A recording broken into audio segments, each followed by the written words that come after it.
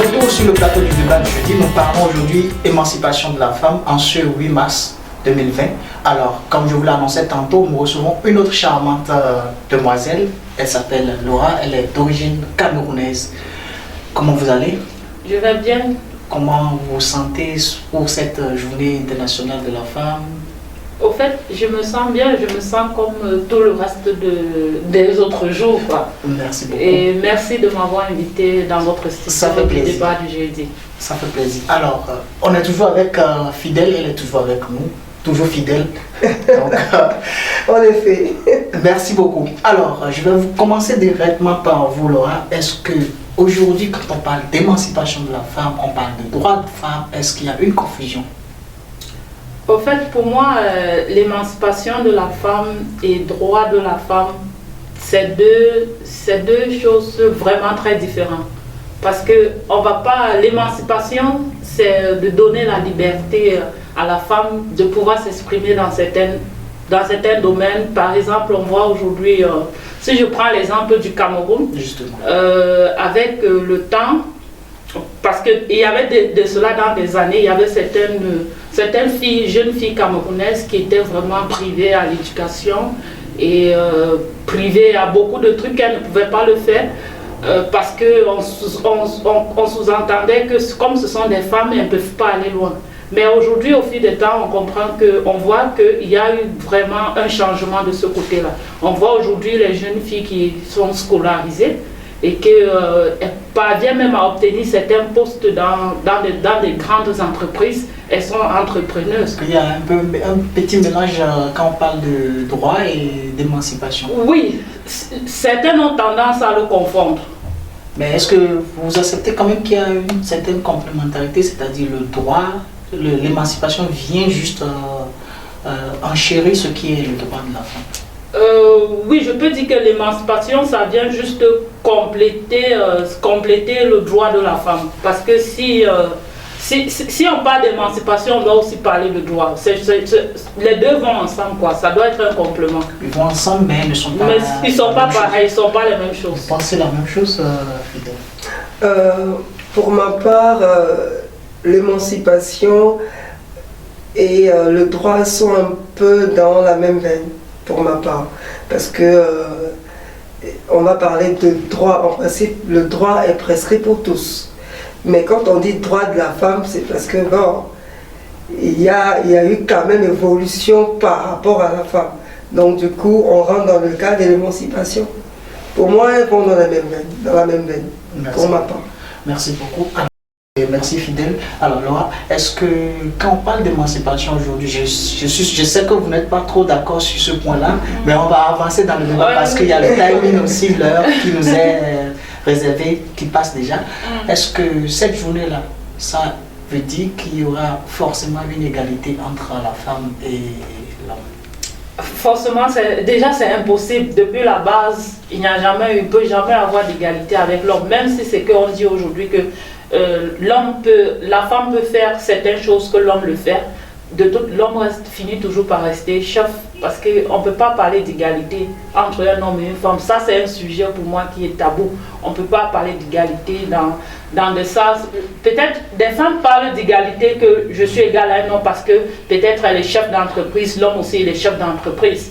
Dans ce sens-là, je suis d'accord. Mais si on revient à la maison, tu es chef d'entreprise, c'est ton boulot, oui, d'accord. Mais quand on revient à la maison, c'est l'homme qui est chef de la maison.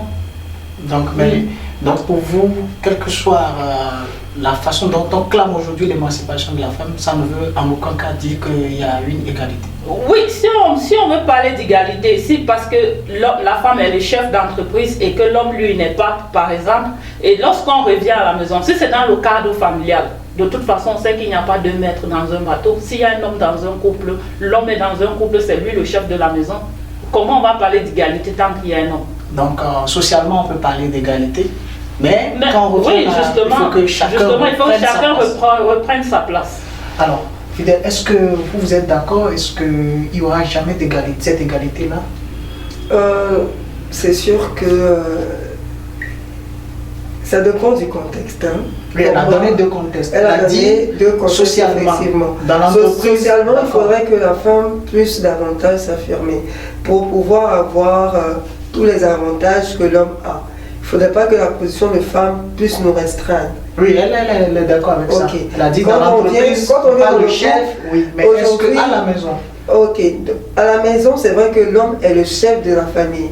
Donc maintenant, il ne faudrait pas qu'il pense qu'il doit piétiner la femme, pour ma part. Parce qu'aujourd'hui, on est confronté à certaines choses. Je prends un exemple.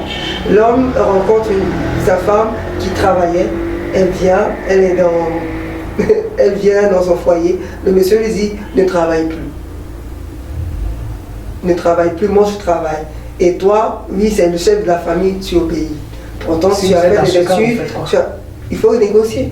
Pour moi, je peux aussi travailler en étant toutefois mère au foyer ou femme au foyer.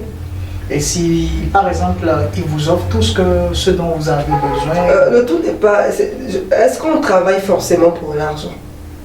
Il y a aussi l'épanouissement. Exactement.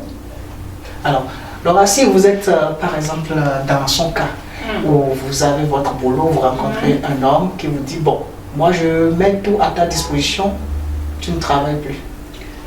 Si je veux aller dans ce contexte-là, moi je serais d'accord avec elle sur ce point. Parce qu'elle dit aujourd'hui que, au fait, tout n'est pas l'homme qui va ramener tout à la maison. Quand moi je dis par exemple que si on revient dans la maison, l'homme est le chef de la famille, c'est pas pour dire que la femme ne doit pas, par exemple, sortir. Non, je ne suis pas dans ce contexte-là.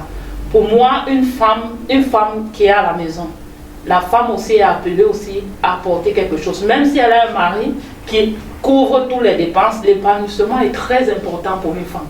Parce que le simple fait de sortir, aller au boulot, rencontrer d'autres personnes, ça change des idées. Mais rester à la maison, à ne rien faire parce que tu as un mari qui va tout amener, tout te donner, pour moi, je ne suis pas d'accord sur ce point-là. Merci beaucoup. Au moins, on a un point où vous vous rejoignez, donc moi, ça me fait plaisir. Alors, on va finir notre débat dans quelques instants. On va vous donner quelques instants juste pour conclure, mais en vous posant une petite question. Est-ce que l'émancipation de la femme pour vous aujourd'hui est une réalité ou on est encore dans l'illusion? Est-ce une réalité ou encore dans l'illusion? Est-ce que ça se sent? Ça se sent en partie. Elle n'est pas totale, elle n'est pas complète. Parce que, comme je disais, pour certaines femmes, c'est pas encore perçu comme il faut. C'est pas encore, le mot m'échappe, mais c'est pas considéré comme il faut par certaines femmes. Certaines femmes, pour elles, c'est aussi hausser le ton, par exemple. C'est aussi c'est venu se comparer directement à l'homme. Moi, ce que je vois au-delà de l'émancipation de la femme, c'est plutôt de contribuer au développement, contribuer à l'épanouissement de sa famille, contribuer à l'évolution de la société. Est-ce que c'est ce qui est? Parce qu'on ne peut pas dire qu'on est émancipé et toujours être là en train de tendre la main. Je pense que ce n'est pas deux choses qui vont ensemble. Quand on dit qu'on est émancipé, c'est qu'on est prêt à travailler, on est prêt à investir, on est prêt à entreprendre, on est prêt à faire des choses que les hommes aussi font. Donc, pour le moment, ce n'est pas encore perçu comme ça par tout le monde.